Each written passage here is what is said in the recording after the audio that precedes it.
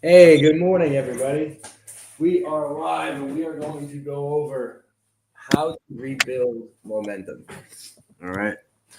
It happens in every type of sales organization or in life. Hey, everything's going well. Then you have a bad month, bad week, bad day, whatever the case may be. And so I want to talk about how to actually rebuild momentum, right? Because so many people think it's a feeling, right? Or and it's not a feeling, it's a process. Okay. Rebuilding momentum has to do with how quickly and how much activity you plan and you schedule. All right. Because here's what happens typically, when things are going really well, all right, you stop doing the little things that are causing you to have that success. All right. You start overlooking things, you start skipping steps because, well, you think that everything's going right and you can do no wrong. Well, the reality is, over time, that will catch up to you and it will actually cause you to take a couple steps back, right? And the idea behind what we're going over is one, you have to be self-aware and know like when things are coming apart. And then two, the plan to put it back together is really, really simple. Okay. Look at the activities that you're doing, write them down, see what you're doing that you should be doing, and then try to notice some of the things that maybe you stopped doing that were making you successful. Right? Like when I tell my internal guys how to build momentum, it usually starts by doing more activity than they normally have to do. Right? So think about it. If you know you have to make 100 calls a day, well, if you want to start building real momentum, you bump that up to 200 a day, right? And you set that pace, you set that tone. You're doing more, right? If you're supposed to do, let's say, 5 posts a week, you up that to 15 posts. Okay. All the little activities that drive business or drive success, okay, is what you have to schedule out on a daily basis.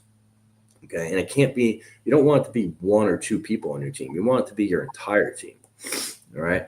And then by you guys doing this, you're going to start seeing you're going to get more wins and more wins and more wins. What's important though is keeping that level of activity or actually increasing that level of activity as you go so you can stay on top.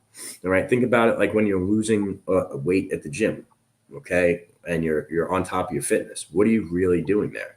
Well, you're probably eating the right things. You're probably avoiding what you shouldn't eat. And you're definitely at least going to the gym once, if not twice a day. Okay.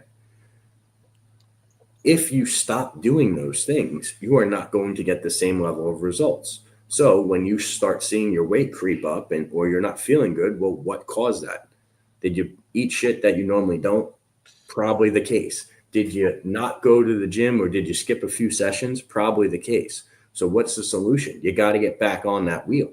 Right? Dave, what are your thoughts on this? Yeah, man. I mean, 100%. I mean, you got to continuously raise the bar, right? Like you're never going to stay the same.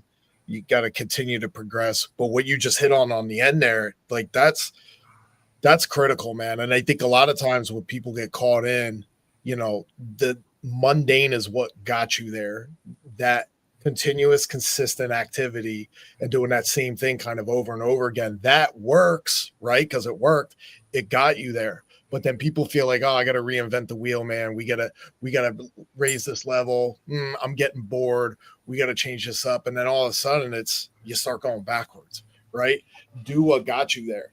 And I Yeah. think I think one thing to add, man, that I think what happens along the way with mundane and doing that same thing over and over again, either boredom sets in or you Mm-hmm. start to kind of lose that confidence a little bit as to what you have. It's like, okay, I'm here, I'm doing it. Now it's the intentionality goes away, right? Yep. It's like, all right, I'm just going through the repetitions. I'll give you a good example, right? Two things that I've changed recently that we'll talk a little bit more, on one of these, but you talk about time, right? You're one of the best at it with the calendar. And one of the things that I wanted to get better at on a calendar was dialing in the entire weekend, right? Not just putting appointments. We got this on a Saturday, we got that on a Saturday. Like intentionally fill my day on Saturday and Sunday. And I've been doing that for the last 2 weeks, like from wake up to nightfall. And it's really set the pace, not only through the entire weekend, but to go through the normal business hours of the work week, right? So Yeah. now it's, you talk about activity.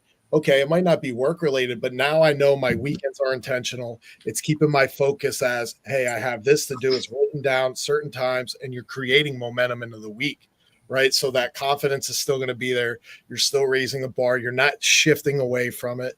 Okay. And you want to talk about confidence, freaking go for something you haven't gone in a while. I went heavy for my 44th birthday, right? Incline in 140s. And I haven't done that shit in a long time, man. And yeah, it hurt. But you know what? To get those reps, man, to build confidence, to be like, oh, damn, I can still do this, man. Like, Yep. It's pushed me through the week. So if I have a mental roadblock, it's, hey, what are some of my personal wins? That being one of them by pushing my mental outside those limits. Absolutely. You know, here's another good one that Alex Hormozi I learned from, and it's more, better, new. Okay. So if you want to get a certain result and what you're doing is working and it's making progress, you need to do more of it, right? That's the first thing. So if you're, like I said, you're doing 100 calls, bump that to 200. Next, can you do something better? Can you sharpen up your sales skills? Okay. Can you make better crafted posts? Right. That's the reality. So more and then try to improve is better. Very rarely do you need to do something new. And if you do something new, what I would tell you is do something new, not instead of, but in addition to. Okay. That's a big, big, big difference that a lot of people don't realize. If you're doing something one way that's working and now you're doing more of it and you're trying to improve it, okay, and you're just not happy, you don't think you're getting the results fast enough, which is normal. Most of us feel that way, okay? If we're being really honest and really truthful about that, we all feel like that, okay? Do something new, but do it in addition to. Don't do it in lieu of doing what's working, right? And the whole thing is you're always testing trial and error, because nobody actually, very, very few people actually have the game plan to do something that they haven't accomplished. Like it just doesn't happen. That's how you learn, trial and error. So that's what I would say, guys. Dave, you got anything else? Yeah. And I think when you are doing something new, guys, give yourself long enough time to actually make sure whether it works or not. I think a lot of times we go in and it's, hey, if this doesn't work in 2 to 4 weeks, like let's scratch it. I say, like, the rule of thumb I use, man, you got to give yourself at least 90 days for something, before you scratch something new. It's like, this sucks. Like, let's go, like get rid of it. Or, hey, this has like good potential. We're at day 45. It's still on an upswing. Let's see what happens day 60. See what happens these last 30 days. But yeah, man, that's all I'll add to that. One thing I want to mention on here too, for those of you guys that are watching, because I've been to this event in Philly. It's pretty cool. It's coming up this Wednesday. If you're in the New York area, I highly recommend you guys go to the Small Business Expo. They're all across the country, but this week it's in New York. It's at the Javits Center. It's actually free, right? So if you want to upgrade your package, feel free to do it. It's a shameless plug. I'm not getting paid for it, but I'm telling you, it's an awesome event. There's probably gonna be 6,000 to 10,000 people there. Nice. Cool. All right. Well, hey, you guys heard it here. Share this with someone that needs to hear it. Appreciate you guys, and we'll catch you on Financial Fitness Friday. Take care.